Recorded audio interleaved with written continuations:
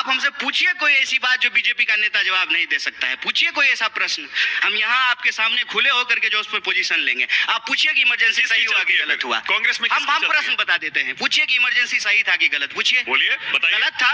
हाँ। हम बोल रहे हैं, बोलिए। आप बीजेपी के किसी नेता से पूछ लीजिए कि आज इमरजेंसी लगी हुई है, सही है कि गलत है, धीरे से नहीं भी नहीं बोलेगा, पता है आपको, ये फर्क होता है। अच्छा, राहुल की नहीं चलती है तो किसकी चलती है? उनकी भी चलती है, सबकी चलती है। कांग्रेस पार्टी किसी एक व्यक्ति की पार्टी थोड़ी है, कांग्रेस पार्टी हजारों करोड़ों कार्यकर्ताओं की पार्टी है, सबकी चलती है। एक बात बता देते हैं, कांग्रेस पार्टी में राहुल जी का विरोध करके भी आप कांग्रेस में रह सकते हैं, बीजेपी में आप मोदी जी का विरोध करके बीजेपी में नहीं रह सकते हैं, इस बात को याद रखिएगा। अच्छा, अरविंद केजरीवाल पर अपने विचार बताइए। देखिए, अरविंद केजरीवाल और उनकी 10 साल की सरकार के बारे में आप क्या सोचते हैं? देखिए, अरविंद जी सबसे पहले तो पढ़े लिखे व्यक्ति हैं, किसी को भी जो है एस्पायर करेंगे। बोलिए, हम लोग जब पढ़ रहे थे स्कूल में तो क्या सुकेश जी क्या बनना चाहते थे? इंजीनियर तो इंजीनियर बने, फिर क्या बनना चाहते हैं? ब्यूरोक्रेट तो ब्यूरोक्रेट बने, फिर क्या बनना चाहते हैं? नेता। तो वो तीनों एम्बिशन कंप्लीट कर लिए हैं, तो इस विचार से जो है कोई भी उनको अपना रेफरेंस पॉइंट बनाएगा। 10 साल के शासन को आप देखेंगे, नो डाउट उन्होंने जो है स्कूल को राजनीति के केंद्र में लाया, पानी, हवा, बिजली को राजनीति के केंद्र में लाया, लेकिन परफॉर्मेंस को अगर देखेंगे, मैं भी जो है पिछले 10 साल से ज्यादा समय से दिल्ली में रह रहा हूँ, मतलब पढ़ाई लिखाई यहीं पे हुई है। जितना कहते थे ना उतना डिलीवर नहीं कर पाए, ये सच है, इसमें कोई लाग लपेट नहीं है। मैं अरविंद जी के साथ गठबंधन में रहूंगा तब भी उनके मुंह पे बोलूंगा, और आज जब उनके साथ गठबंधन नहीं है तब भी उनके लिए बात बोल रहा हूं। देखिए, हमारी ना कोई मजबूरी नहीं है किसी की चापलूसी करना। अगर चापलूसी करना होगा, मैं एक बड़ी मजेदार बात बताता हूँ। मेरा हरियाणा का एक दोस्त है, बोला भाई साहब गुही खाना होगा तो हाथी का खाएंगे। कितना मजेदार बात बोला है वो। चापलूसी करना होगा तो ट्रंप का करेंगे, बीच में मिडिल मैन क्यों चाहिए? चापलूसी करना होगा तो अदानी का करेंगे क्या सर? बीच में मिडिल मैन क्यों चाहिए?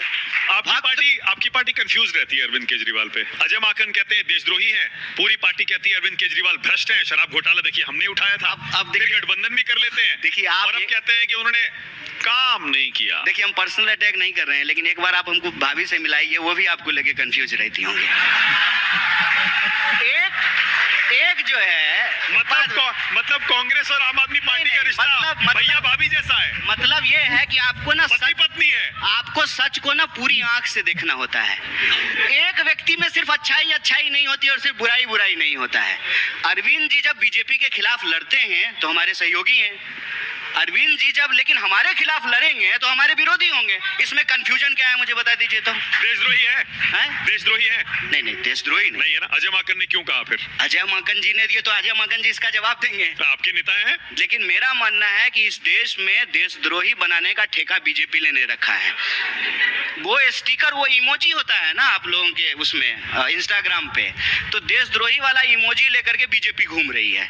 ज्यादा आप सवाल पूछ दीजिएगा तो आपके भी मुंह पे चिपका देगी। ये जो है देशद्रोही बनाने का ठेका बीजेपी के पास है। अच्छा, सुकेश के पास एक सवाल है। अभी जैसे आपने कहा कि माकन जी ने कहा कि वो देशद्रोही हैं, आपने कहा नहीं है। उन्होंने नहीं कहा है अभी पूरी बात, उनकी तो प्रेस कॉन्फ्रेंस नहीं हुई है। करने वाले थे प्रेस कॉन्फ्रेंस इसी को लेके। अरे मैं तो विक्टिम हूं ना बीजेपी के उस आरोप का, इसलिए मुझे मालूम है कि उसका धंधा, उसका ठेका किसके पास है। जब ये पूछा गया आपने कहा कि नहीं मैं नहीं मानता हूं ऐसा, तो आपने साबित किया कि कांग्रेस में दो राय हो सकती है, आप कह रहे हैं बीजेपी में नहीं हो सकती। दो नहीं, जितने व्यक्ति उतने राय हैं। लेकिन ये माकन वाले बयान को तो आपने कॉन्ट्रडिक्ट कर दिया। अभी राहुल गांधी बिहार गए थे, हमारा आपका बिहार जो है, और वहां बोले वो कि जातिगत गणना जो हुई है यहाँ ये फेक है। आप भी मानते हैं फेक है? नहीं, उसमें राहुल गांधी वाले बयान को भी कॉन्ट्रडिक्ट कर दीजिए आप। अच्छा किए कि आप जाति जनगणना जैसा महत्वपूर्ण विषय लेकर के आए। पता नहीं जो है मानक जी पूछते ही नहीं है। अभी बहुत सारे सवाल हैं, अभी तो पूरी लिस्ट है। जाति जनगणना नोएडा की फिल्म सिटी में चर्चा हो देश के प्रमुख हिंदी चैनल पर, मैं कहता हूँ यही जीत है हमारी। ये आप हमको हरा रहे थे ना, यही जीत है हमारी। और मैं ये कहता था कि इस देश को अगर आपको बेहतर तरीके से चलाना है, बताइए हम घर में खाना बनाते हैं तो हमको पता होना चाहिए कि नहीं शाम में कितना लोग को खाना बनाना है। 5 लोग होगा तो 5 लोगों का बनाएंगे,